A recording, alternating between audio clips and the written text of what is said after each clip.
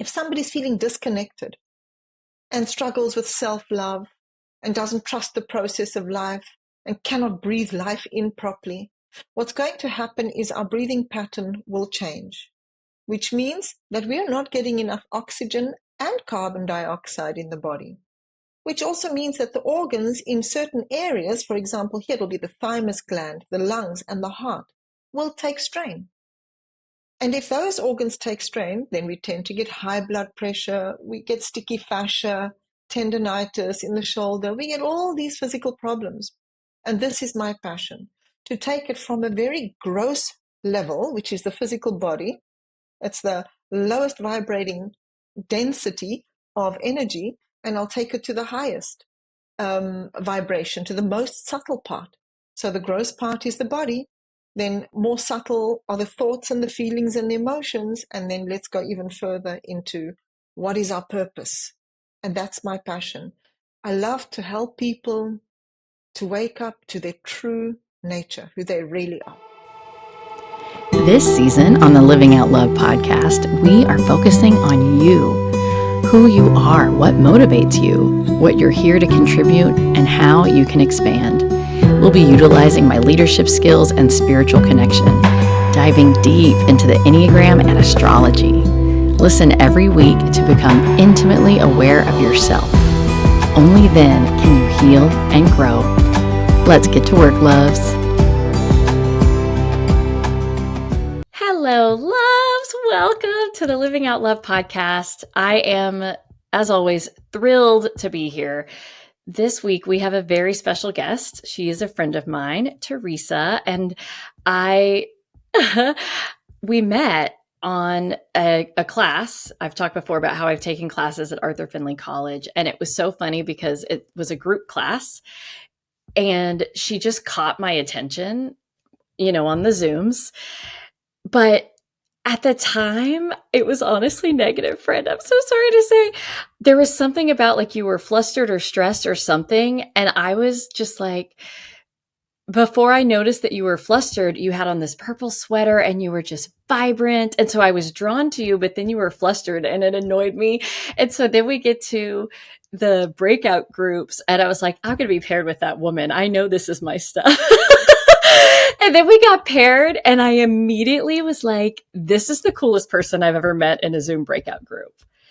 Like, I just immediately, it was just your energy and honesty. And one of the things that you and I have in common is that we have a lot of wisdom about a lot of things. And then there's areas where we're novices and we are completely able to own, I don't know anything about this, Mm-hmm. And so it was really fun to be in this situation of we were doing what the class told us to do and pulling the cards and all that, but starting to learn the amount of wisdom that you have in your body of work. I haven't even begun to discover, but just starting to learn what all you had to offer. I was so intrigued by you.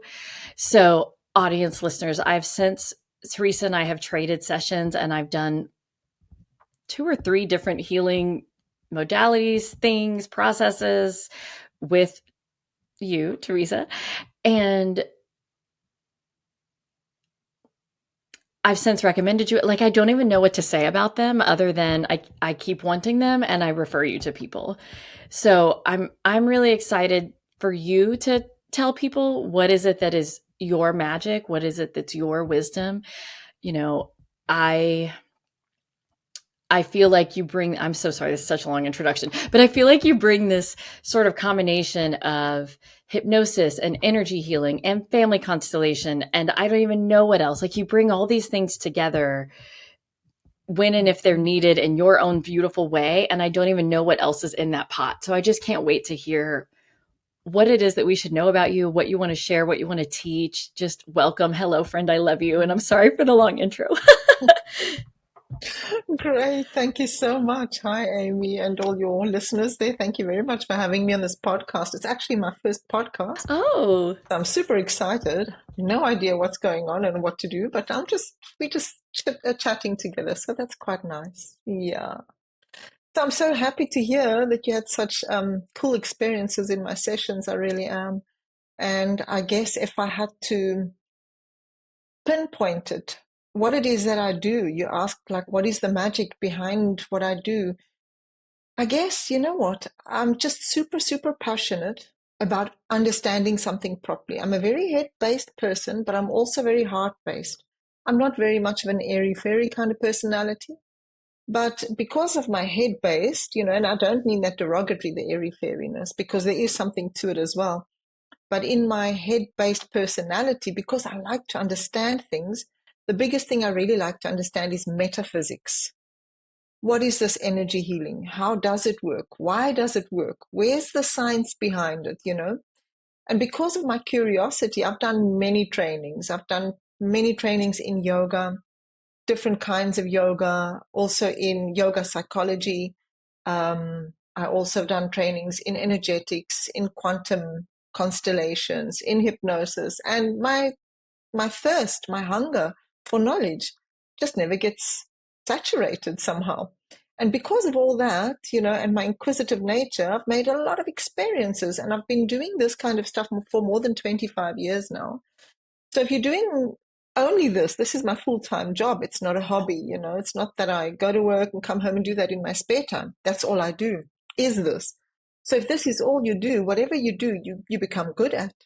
Whether it's a soccer player, whether it's a therapist, whether it's a yoga teacher, it doesn't matter.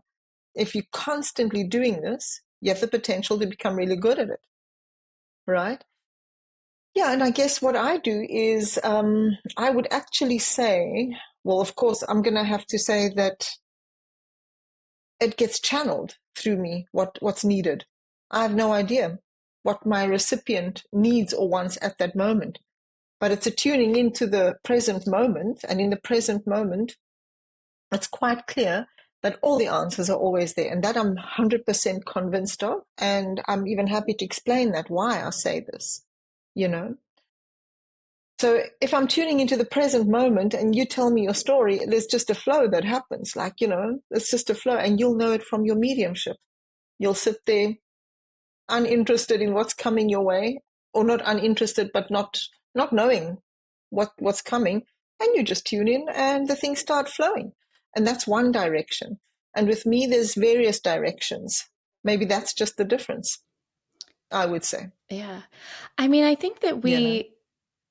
we all, we all have different tools in our tool belts. Like I have the leadership background and the emotional intelligence background. And so when people come to me, sometimes that sort of thing will come out in a reading. It's like, oh, we need to practice this skill. And because I have awareness of it, it's really easy to channel versus I'm not a trained medical intuitive. So if somebody was to ask me, I don't know the difference between zinc and magnesium, So it's like if somebody's to ask me about a supplement, I could tell you what I hear, but I'm not going to hear glutathione or some other thing I've never heard of. Like I'm not a trance channel, so accessing something that's not already in my brain somewhere is not something I'm going to be able to do. So I think in your case, I'm really drawn to your tool belt as a whole. There's a couple of reasons. I'm obsessed with family constellations. I've had on a constellations facilitator before. I think that's such amazing, deep, beautiful work. And to me, it's very linked to parts work, internal family systems, all of that. And also, I really value hypnosis. And the first time that you and I did a session that I was under hypnosis, so to speak, it was the most, I think that's the thing that I come back to. That session, the very first time where I was truly under hypnosis, that's the most, I want to say, malleable I've been in my relationship to spirit and in my relationship to my own psyche. And it was the most, I think sometimes when we think of psychological healing, where we expect like the thunderbolt or like the yanking of like, oh, I'm going to just take that trauma out of there and you're going to be a whole new person. But a lot of times it's actually much more gentle than that. And it's not that there can't be tears and it can't be significant, but this was it was deeply profound and it was huge, but it was also gentle and soothing. and it was unlike any other hypnosis experience I've had, any other psychological healing experience I've had. And it was unlike any other past life experience or past life regression I've had. And all three of those things were a part of it. And so I think there's this magic in the different tools you've put in your tool belt. Like hypnosis is one of the things that's on my bucket list. Like someday I'm going to invest in learning how to do that for people.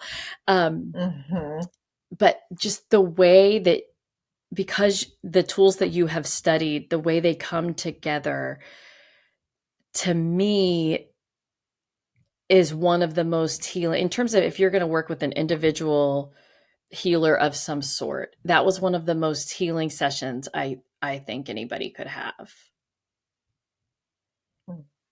That's amazing. Yeah. It's really, really lovely to hear. And not to knock what I do, but it's just not the same to have that past life regression combined with the family constellations combined with the hypnosis, so that you're really, I mean, most people are experts in one of those three areas, but your ability to put them all together creates this deep, moving experience. I'm going to stop talking now. You're very right. I mean, I can only confirm this because I deal with a lot of people and I have sessions with a lot of people, and they all pretty much say what you're saying as well, that they found this to be such a unique experience and such a huge shift, you know. And but what I'd like to add to what you're saying, you know, whether there's thunderbolts and lightning in a session or not, it doesn't really matter. That's actually often just a personality thing. Some people are drawn to thunderbolt and lightning, and they think that something only works when they freak out and start crying and roll all over the floor. It's not just that way. There's a time for that maybe, but it's not everybody's personality. You know, there's some people are very head-based people. So because they're head-based people and because I'm an intuitive, I'll pick up on that and then I'll guide them accordingly in that one direction. If somebody is a dramatic, heart-based person and wants some drama, I can lead them into the drama and into the cathartic thing. Not a problem, you know. So it's really about tuning in to somebody properly and seeing what's needed right now and then guiding it from there and just being really empty in the present moment. The thing is, I don't work by the book. It's not like I have a manual and say, okay, I'm going to use this technique, this hypnosis technique for this kind of story, or I'll use that hypnosis technique for that kind of story. This is where intuition comes in. But a lot of therapists might not work so much with intuition. A lot of them may, but I'm not sure, you know.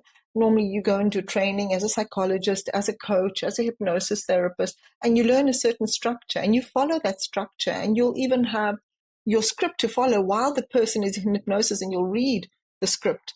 This is what it was like in my training in hypnotherapy. And I always struggled to follow those notes. I just didn't want those notes. I just wanted to watch the person, feel the person, breathe the person, and say my own things, you know. And my teacher kept saying to me, please follow the script. Okay. For the training purposes, I follow the script. But eventually, you know, it's just about really being in the present moment. And, you know, we must also maybe just consider you get millions of hairdressers, but not all of them are good. You get millions of therapists. Not all of them are that good. I mean, it's not a bad thing. It's just there's a person for everybody, you know. There's a person for everybody. So one thing that we haven't talked about yet is yoga. And was yoga your entry into the world of healing? Or how did you find your way into helping to heal others? And tell us about that. Oh, I love that. Yeah. So it did start with yoga for myself because I used to have panic attacks and anxiety in my early 20s. And of course, I got onto the path of yoga and breathing.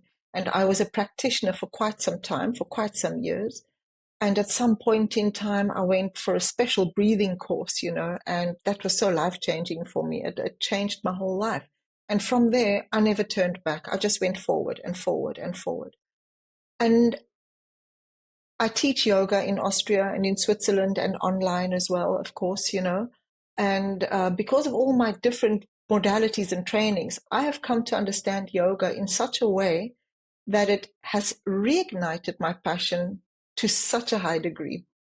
And I see how all this fits in together, So for example, just the other day, I had this realization. If you think of like this water bubble, those little soap bubbles? You blow soap bubbles, right? And then there's this little soap bubble floating in the air, and you look at this thing and you see there's a separate entity from you, and that's the soap bubble. And then it pops and it seems like it's no longer there, but it is. It's still there. The whole information of that soap bubble is still in the space, and the molecules that it's made of is still in the space. The only difference is you can't see it now. And this is what I now relate into my yoga practice. I understand that we are a spiritual being in this physical form, which one day will die, but our essence will still be here, just like that soap bubble. The essence of the soap bubble is still in the space. So this physical form has been given to me to explore life. And through this physical form, I explore life through all my trauma, my drama, my anxieties, my conditioning, and so on. And over time, I've come to understand if I have anxiety for a long period of time, which organs it's actually going to weaken inside my body, which meridian from the traditional Chinese medicine does that affect? And how can I release that through yoga or massage techniques to actually particularly massage a particular area of your body? So for example, this is the way I teach yoga. I don't just teach normal yoga. So I'll take a topic, let's say shoulder pain, shoulder problems. And so many people have shoulder problems. So I'll talk about shoulders, about the problems, and I'll also talk about the heart chakra and the throat chakra and explain to them what the relevance here is. How can we not breathe life in properly? Which aspects of life are we not breathing in properly, not accepting? Which aspects of life are we not feeling connected to? And what are we not voicing? The spirit, the soul in our body has been given this physical body to express itself through sound. And this is the throat chakra.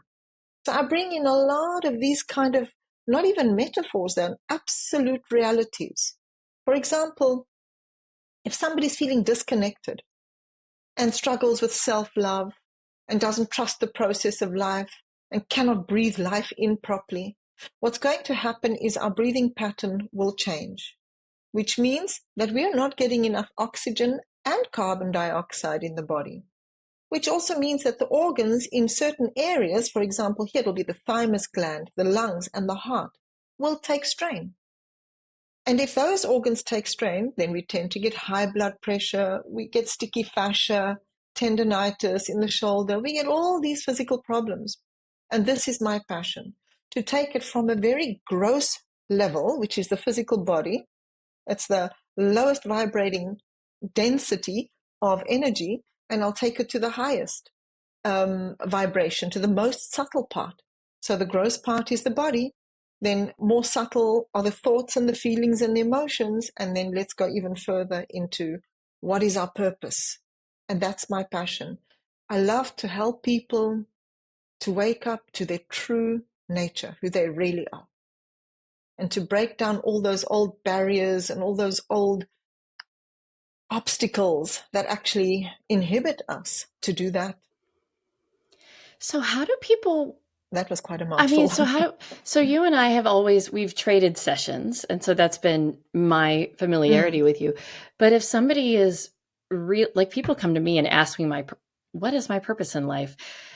And me giving you 2 or 3 sentences on your purpose is very different than working with a healer, helping you to unlock it and then start to experience it in your energetic being, So if somebody is really struggling with purpose and taking in life and they want to work with you, what does that look like? Is that just you're doing one session or 3 sessions? Is this like a mentorship? Like what's that process? And I guess it's different for everybody, but It is. It's different for everybody. It normally starts with one session, but that one session often leads to more than one session not because I tell the clients to do so. I don't. I leave it completely open in their hands, in the space, and we can resolve a lot in one session. But they often experience something in that one session where they think, wow, I actually want more. I want to know more. I want to know more. And then they'll come back on the by themselves for a second session. That's normally what it would look like. But that's the question those clients I love the most. What is my purpose in life?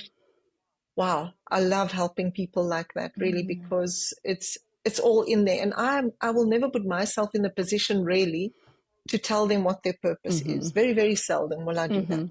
But I will get it out of them, where they will get even more excited about it. And that empowers the people. That empowers them. Because if I can sit there and tune in as well and say, okay, this is your purpose, I can do that too. But I prefer not Yeah, to. it's not. Because it's too easy for them. They go home with a package with a little gift and say, yeah, somebody told me what my purpose is.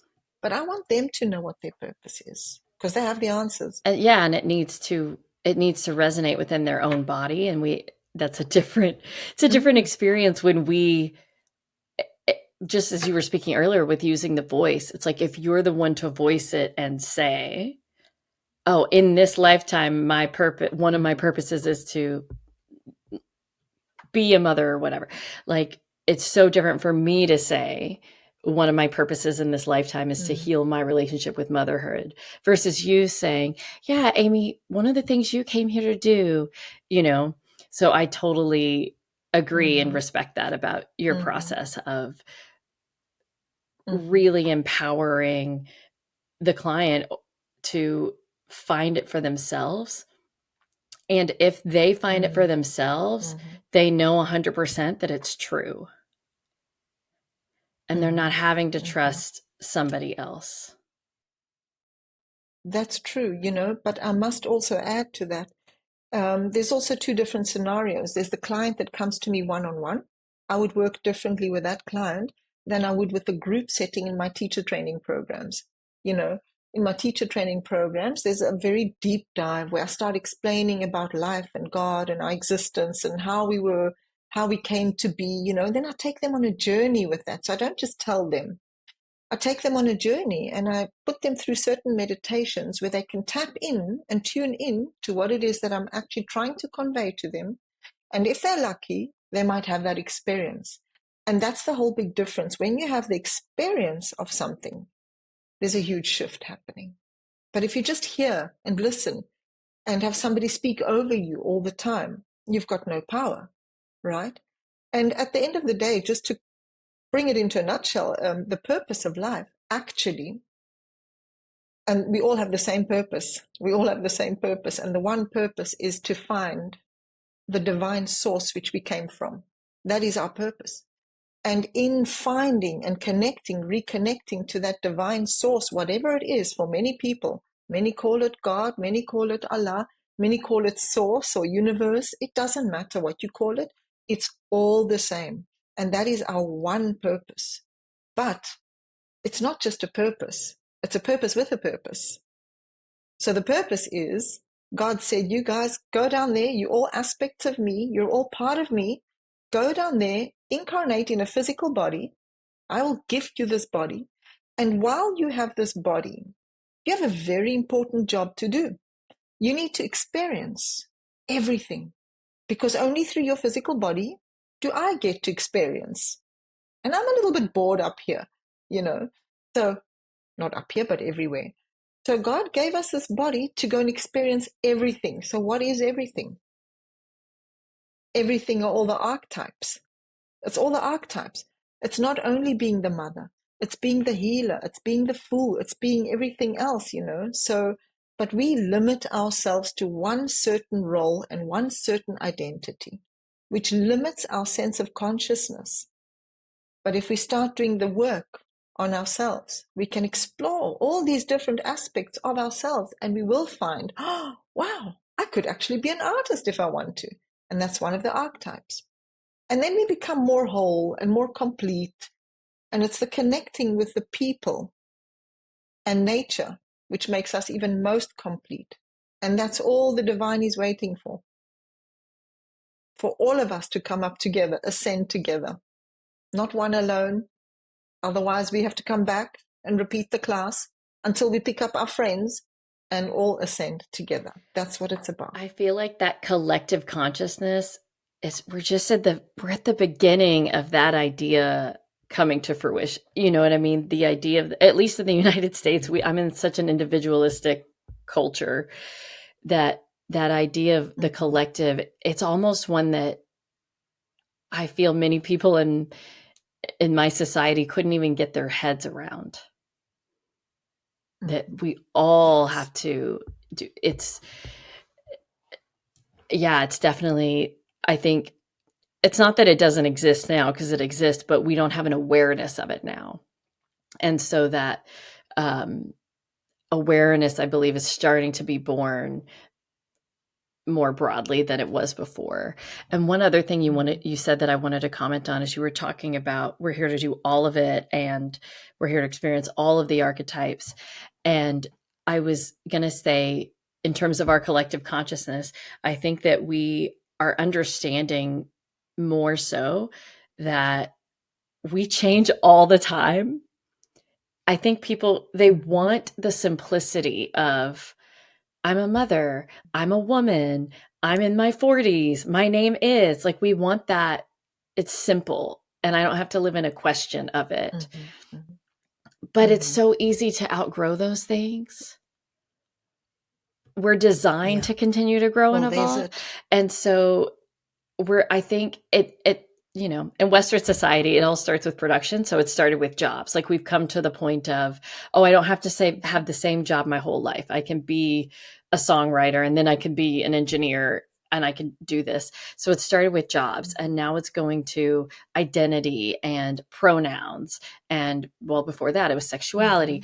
And so we're coming to this idea that we're not a static being. And we're seeing it more so in the outer tactical experience of the world. But I think it's also that idea of embracing just the question in and of itself of, like, what is the purpose? It's like, well, who are you today?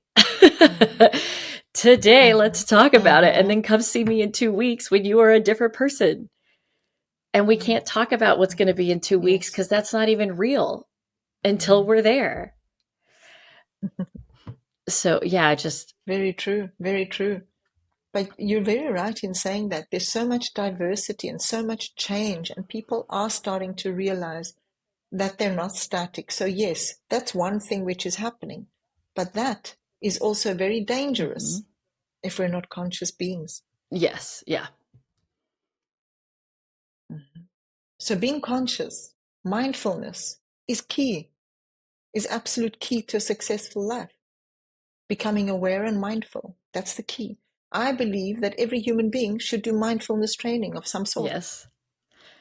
I mean, I think every human being. I think the ability to evolve and grow and not be static is dangerous if you're not mindful. But I think choosing to stay the same and not evolve and grow is just as dangerous. You know, just in general, not being. Yes, but that's the comfort zone. Yeah, it's the comfort zone. But if you are, if the whole world is driving Porsches and you're still riding a bike on the highway because you don't want to change and grow into the Porsche, you know, then that's really dangerous.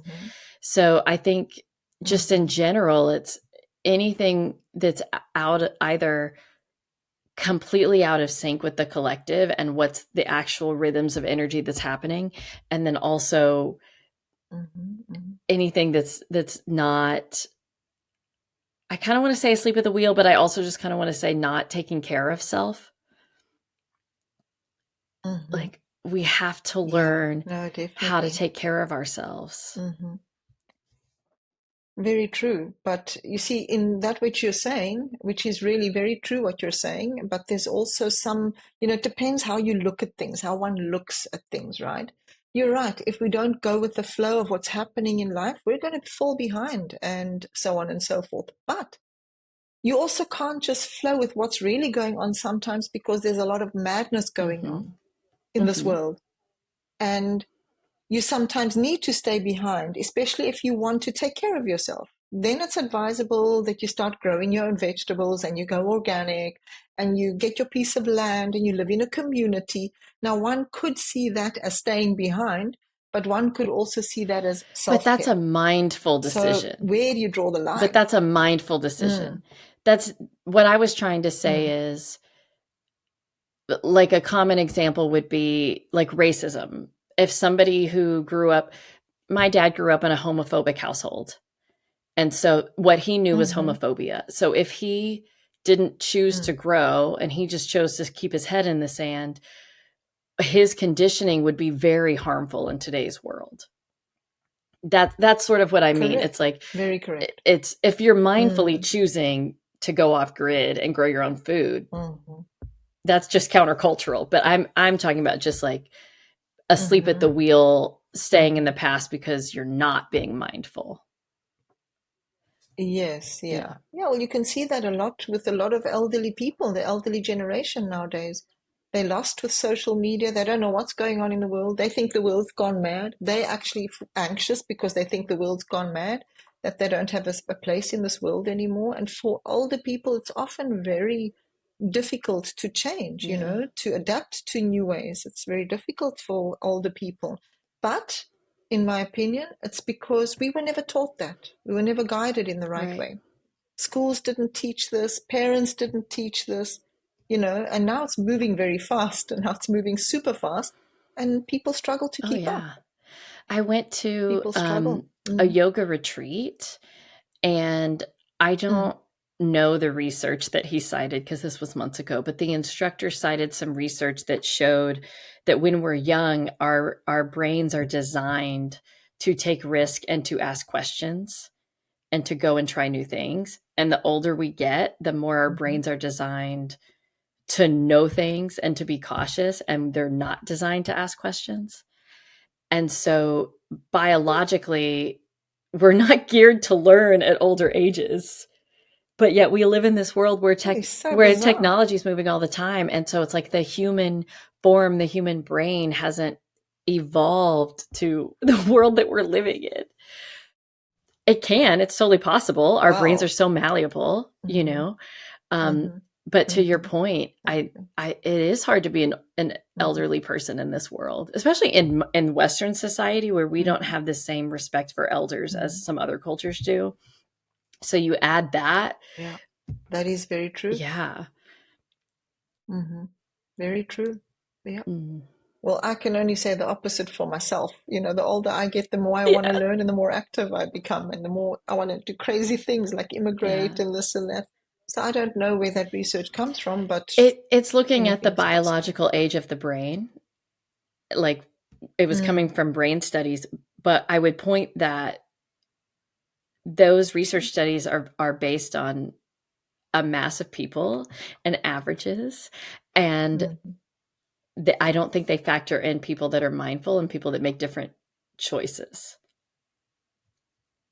Yes, yes. Yeah, No, you're quite right. I agree with you. yeah, Definitely. yeah, No, it's wonderful. It's really wonderful. And I feel also, being able to work with people and help people to become more conscious and aware and just support them in their path of healing. I don't think there's a more satisfying job. right. I really I don't. know. I really don't. Hmm. We were The most satisfying job. we were we being me and my family, we were staying with my in-laws for a time, and while we were there, we got I got an email or a text message or something from a client who'd had a reading a while back, and something came to pass and something big emotional thing happened, and they sent me a lovely letter that basically said, you changed my life, which is not something, I mean, I've heard that more than a handful of times. And Mm, my husband is this is not his world, the like I'm a psychic medium thing, that's not his yeah. thing. But he's like, he goes, I help people for a living too, but I never get notes like that, you know um and You it is, see? it's so rewarding. And I think for me, I'd be curious for your take on this, but for me, part of what's so rewarding is I feel like I'm not actually doing most of the work, whether it's spirit, Hmm. God, source, give it the name. It's like I'm just allowing Hmm. that energy to Hmm. come in and do, so I don't have to have the intelligence of what needs to happen here. I just have to allow Yeah, that. you actually just said it. Mm. You've just said it. You allow yourself to be a vessel. Many other people, and I'm not saying all of them do it, but I'm sure you do get those that they thrive on the idea of them being a healer or them being something, or they need a statement about Right. themselves. They don't even consider that they're just a Yeah. vessel and that there's grace that's flowing through this body. And some people are more equipped or talented in communication, maybe, than others. And it's okay. Like I said, not every hairdresser is the same, Mm-hmm. you know? So it just depends. I mean, I find the more natural one is, this is my take on it, the more natural you can be without too much mind clutter, Mm-hmm. the more the grace and the energy will flow. And you'll always know what to do. And you were mentioning earlier on, even about these medicines, the intuitive medicine. Even if you don't know names of a certain medicine, but if the boxes were in front of Mm-hmm. you and you just tune in and put your hands on Yep. it, you'd also know which one Oh, it is. absolutely. You don't even have to know what it's for and what it's Yep. called. You can tune into the energy. Mm-hmm. Yeah. Mm-hmm. Yeah. I'll do readings and I'll be Mm-hmm. like, the first one or the second one, or just give me 3 initials of something. Like, just Mm. give me a way to tune into the energy. And yes. So let me Yeah. ask you, because Uh-huh. it's been a while since you and I have had an actual conversation. And last Mm-hmm. time, one of the first times we spoke, we were talking about a book that you were maybe working on that has been years and years and years in the making, that's probably going to be years before it comes out. And then Mm-hmm. since then, you also mentioned that you had something that was wanting to be birthed, something that was wanting to be given a voice coming through you. And so I want to invite you to bring that forward, whatever that is, introduce that to me. What's happening? That's super exciting. This has been a journey of mine for quite some time now. Internally, as you clearly mentioned it, I've been feeling something is wanting to be birthed and come out, and it's really been very intense. That sensation and that feeling has been very intense and has also caused me a lot of dis-ease, Mm-hmm. not disease, Right. but dis-ease internal. And I tell you, the universe is just so amazing and so magical. It gave me the opportunity through hardships with my daughter. We were living in Europe, in Austria, as you know, and my daughter was having a really rough time there and got into some bad scenes to the point where I had to take her out of the country immediately. And it was her choice. She said, I want to get out of here. I need to get out now. So I came back home to South Africa, where we're originally from, and I've spent 3 months here.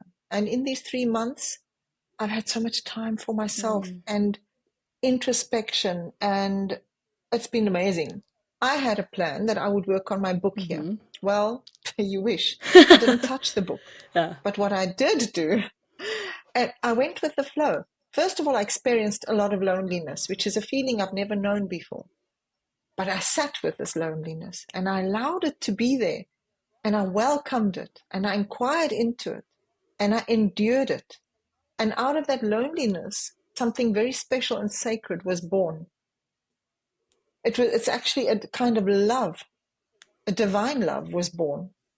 Peace and acceptance of this very present moment, really and truly. And from that, what was birthed, I created a whole new course for women Mm-hmm. during menopause. It's a yoga fix for menopause Mm. course. And it's for the English market because up until now, my market has been the German speaking market because that's where I've been Mm. living.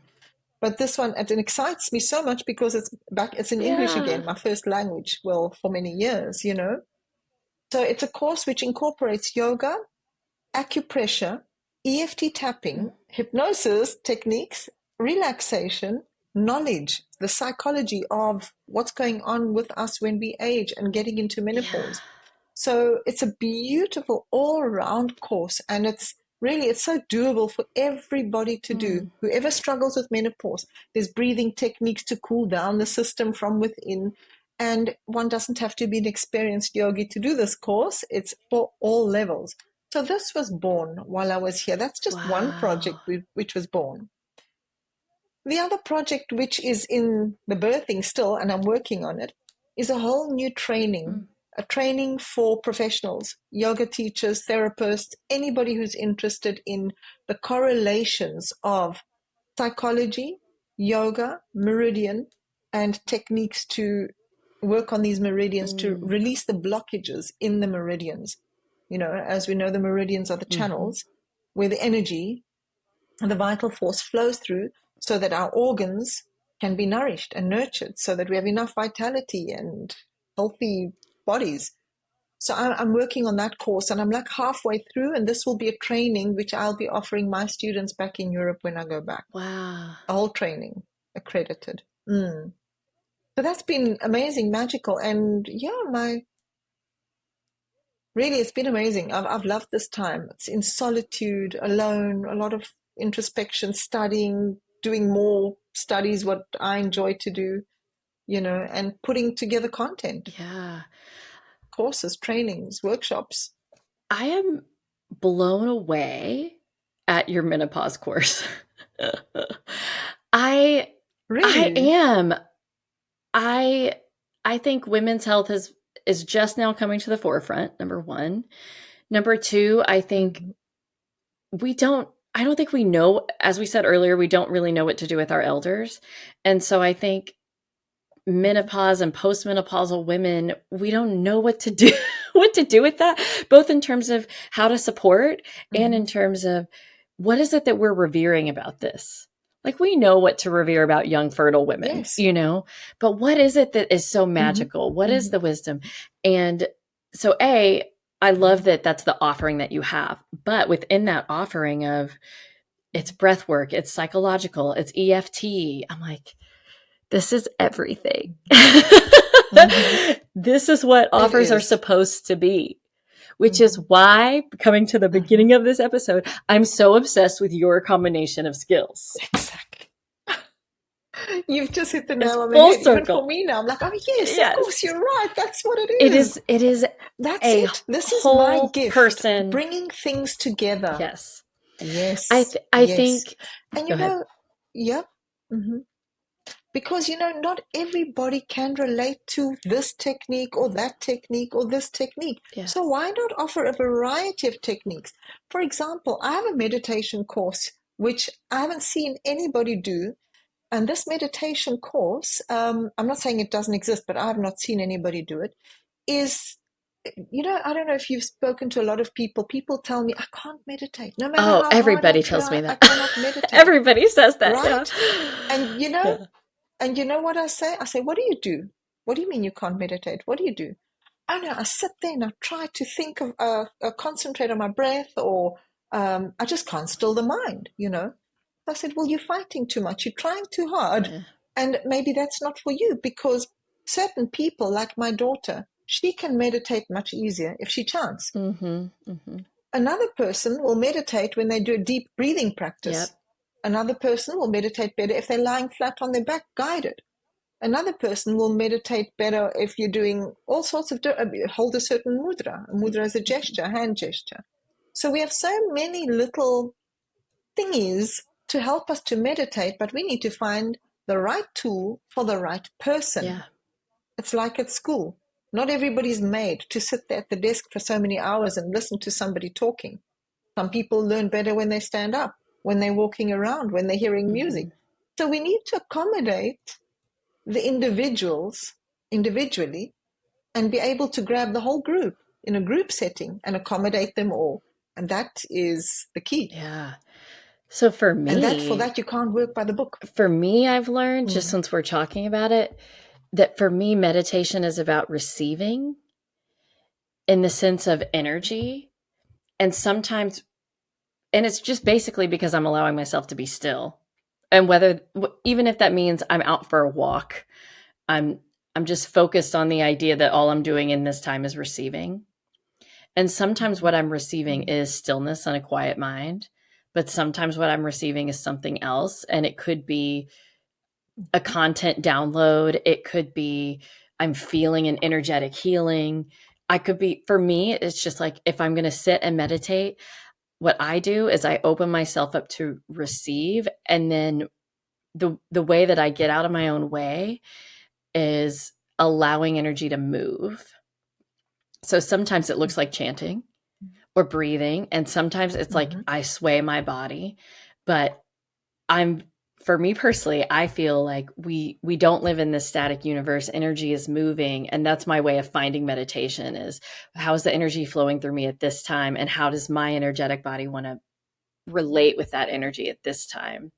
So I'm often like a swirly meditator because I'm just like this energy, and it so anyway, we were talking about it, and I was one of those people that was like, I can't meditate, and I know I get into meditative states when I swim laps or when but as soon as I really started going, all right, spirit, I just want to receive, and I don't know what I needed in this moment, but I know that you're going to give it to me, and I'm going to sit here and open up to you. That was the game changer.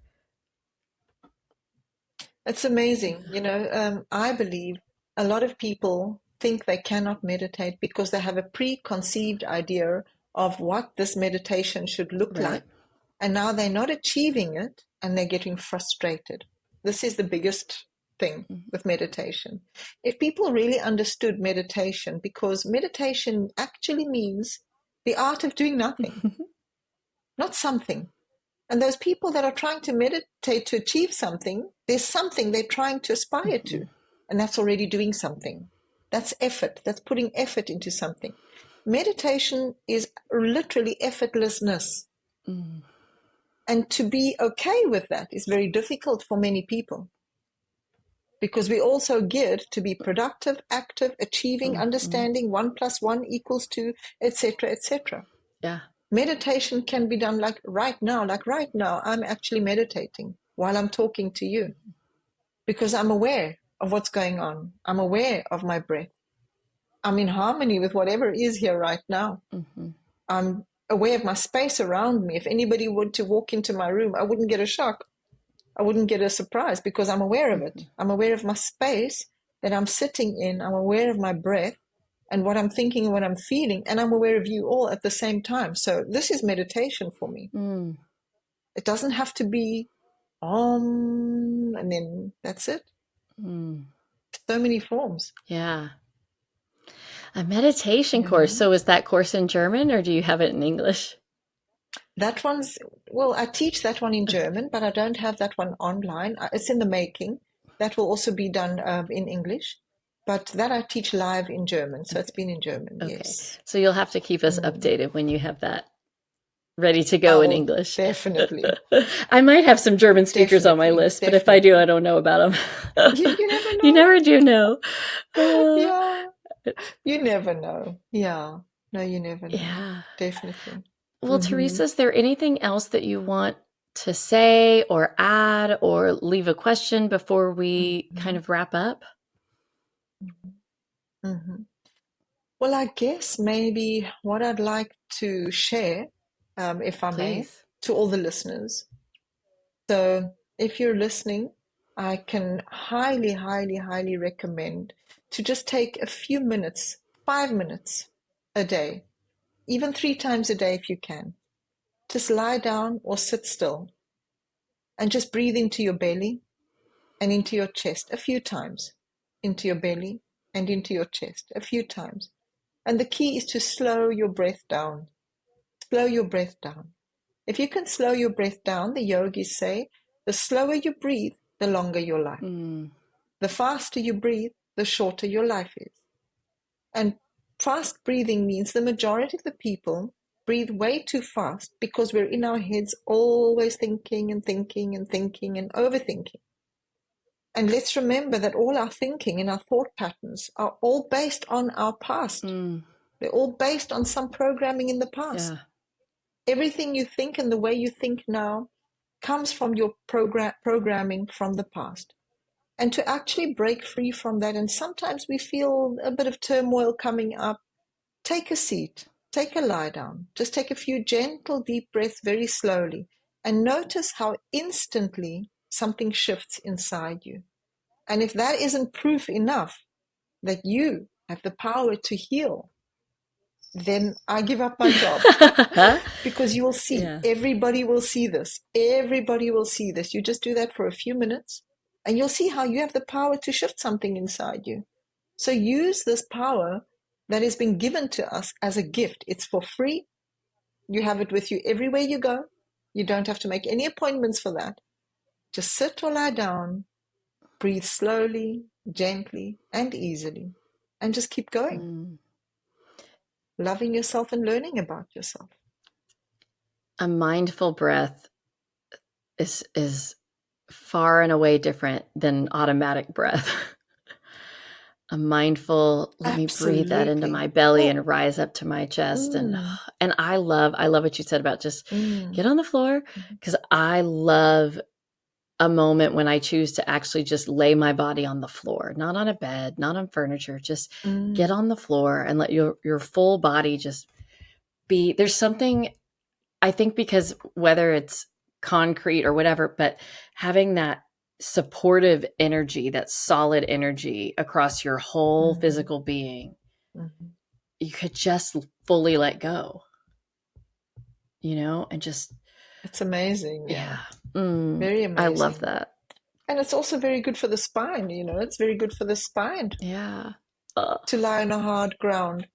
It sort of helps the spine to get its natural curve. But if you're lying on a mattress, then you're following the mattress, and it's just not so therapeutic like it is lying on a hard floor. I'm not saying sleep on a hard floor, but definitely lie on a hard floor sometimes to just sort of recalibrate and allow the spine to just realign a little. Yeah. Well, Teresa, where do people find you? I will put links in show notes and when I send this email out, but tell everybody where to find you. Are you on social, or do you have your website? Like, give us all those details. Yes. Wonderful. So I'm on Instagram as Teresa Summer. I'm on Facebook as Teresa Summer or Tessie Summer, both of them. So my name is Teresa, but a lot of people call me Tessie, so I've got both these names. I've got an English website up and running now, which is called Healing with Tessie. And then I have my German website, which is The Power of Yoga. So when you see Tessie Summer, you'll also link it to The Power of Yoga, because my modality is very vast and mixed, and the base is yoga basically, or started off that way.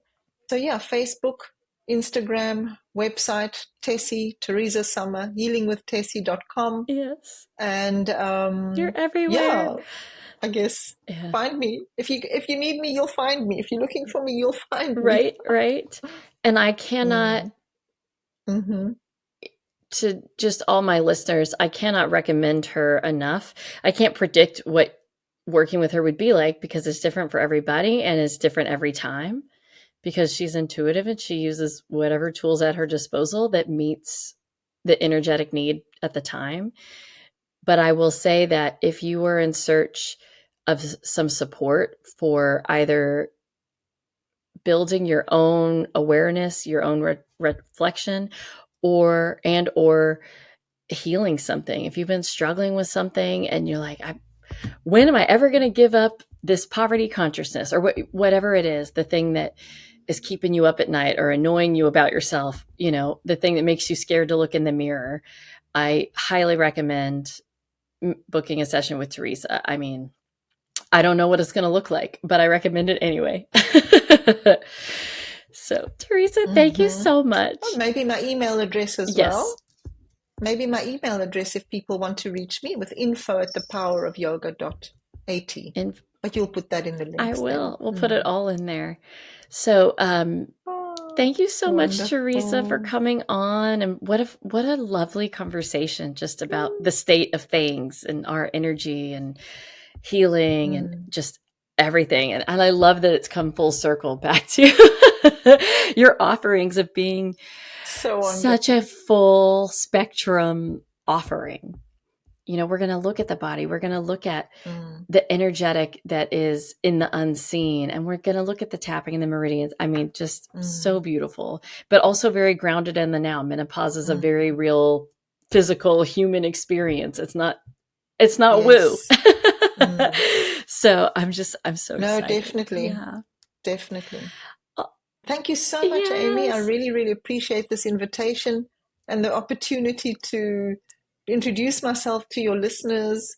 They're very blessed to have you as a guide, as a podcaster with a lot of knowledge and information. And wish you all lots and lots and lots of love, everybody, and lots of luck. Lots of love. And looking forward to remaining in touch. Yes. Thank you. Bye, loves.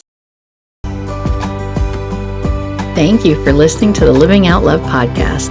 If this episode was helpful for you, there are 3 ways that you can share the love.